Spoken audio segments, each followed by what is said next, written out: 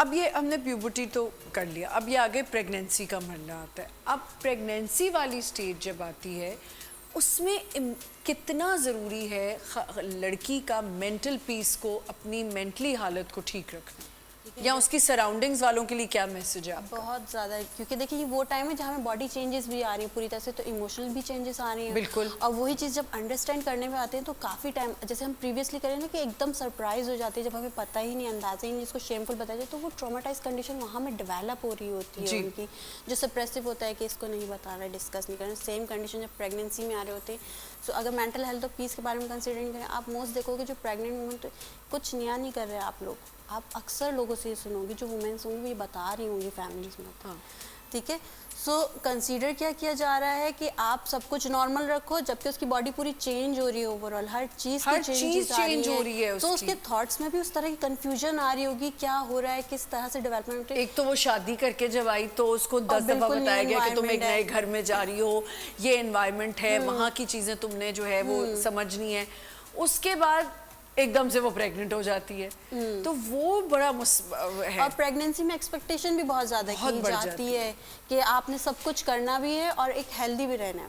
हाँ, मेंटली आपने अपने आप को खुश रखना है। द थिंग, मी टाइम कोई नहीं दिया जा रहा था उस टाइम पर, ये भी एक चीज़ बहुत ज़्यादा नोट की जा रही थी। जब मी टाइम नहीं है, इस दौरान अनफॉर्चुनेटली किसी तरह के मिसकैरेजेस हो जाए तो वो भी एक ट्रॉमा कंडीशन उनके लिए हो जाती है। बिल्कुल बिल्कुल। बेसिकली तो जो मिसकैरेजेस का ट्रॉमा है ना, वो आपको बहुत ज़्यादा डिस्टर्ब कर देता है। फिर वो आप एक प्रेशर बन जाता है कि अब ये एक मिसकैरेज हुआ है, नहीं अब तो बच्चा पैदा ही करना है। मैंने कहीं पे भी ये नहीं देखा, जब भी किसी लड़की का मिसकैरेज होता है, मैं अपनी मिसाल दे देती हूँ, मिसकैरेज हुआ, मिलने आए लोग, अब पता है तुम 3 महीने बाद ट्राई करना, मतलब वो प्रेशर पहले ही डाल के चले जाते हैं कि 3 महीने का गैप होता है मिसकैरेज के बाद, फिर ट्राई करना है। ये कोई नहीं कहता कि इस बच्ची को भी अपनी सेहत देख के आगे बढ़ना है। डॉक्टर साहब, क्या ऐसे केसेस आते हैं, मतलब सासें साथ आ रही हैं, माएँ आ रही हैं कि बस 3 महीने बाद दोबारा कंसीव कर ले? 3 महीने तो बहुत वो है, वो तो कहती हैं फ़ौरन हो जाए, लाइक अभी वो उस ट्रॉमा से गुजरी नहीं। 3 महीने का हम टाइम कहते हैं ताकि वो ये रिकवरी टाइम हो जाए। बिल्कुल, और बॉडी भी थोड़ी सी बॉडी रिकवर हो जाए, उनकी मेंटली रिकवर कर जाए, इसलिए 3 महीने का टाइम देते हैं। बट जो साथ में जो भी फैमिली मेंबर आ रहा होता है, स्पेशली माएँ सासें, सो वो ये कहती हैं दोबारा हो जाएगा ना, मतलब लाइक उनका कंसर्न ये होता है कि प्रेगनेंसी दोबारा हो जाएगी, नहीं हो जाएगी। अच्छा, ये प्रेगनेंसी में एक और कॉन्सेप्ट है, पहले लड़कियां शादी से 2-4 महीने पहले बिल्कुल फाके करके पतली हो जाती हैं, उसके बाद जैसे ही प्रेग्नेंट होती हैं तो बस कहा जाता है इसको खिलाओ, ये खिलाओ, वो खिलाओ, मतलब ओवर ईटिंग इतनी करा रहे होते, क्यों?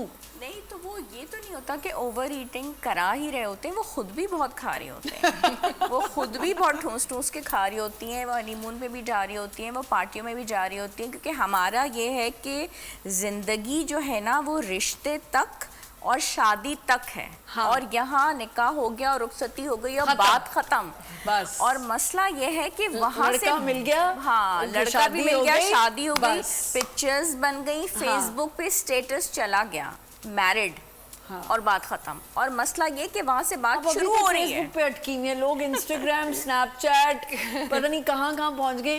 डॉक्टर आयशा अभी तक फेसबुक पे अटकी नहीं, मैं अटकी नहीं हूँ, मैं मतलब मिसाल दे रही हूँ। वो फेसबुक ही हमारे मुंह पे सबसे पहले आता है, चला गया और मतलब सारे सोशल ऐप्स पे चला गया और बात खत्म। लेकिन वहाँ से तो कहानी शुरू हो रही होती है, यू नो, वहाँ से कहानी शुरू होती है, बिकॉज वहाँ से जब आपका वेट बढ़ना है, उसके बाद फिर प्रेगनेंसी, उसके बाद पोस्टमार्टम, उसके बाद तो मेंटेनेंस तो आपकी वहाँ से है। आपने एक दफ़ा वेट लॉस कर लिया, आप अपने उसमें आ गए, 0 साइज जो भी सो कॉल्ड, लेकिन अगर आप उसको मेंटेन नहीं कर पाए तो वो आपकी कामयाबी नहीं है, वो आपका फेलियर है। अच्छा डॉक्टर आयशा, ये तो हम उन ख़वातीन की भी बात थोड़ी करें ना कि ग़िज़ा अच्छी करें, जो प्रिविलेज्ड हैं, वो कर सकती हैं।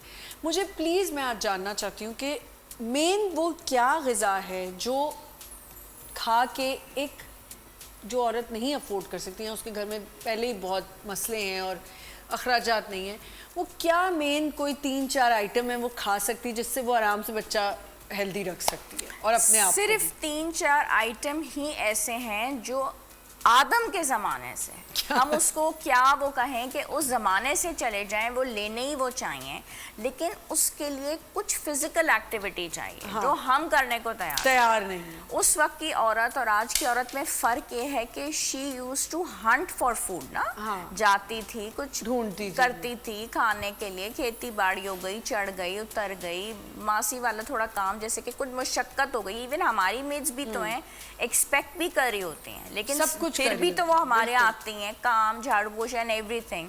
तो उसमें यह है कि रोटी के बगैर मैं जिंदा नहीं रह सकती ना।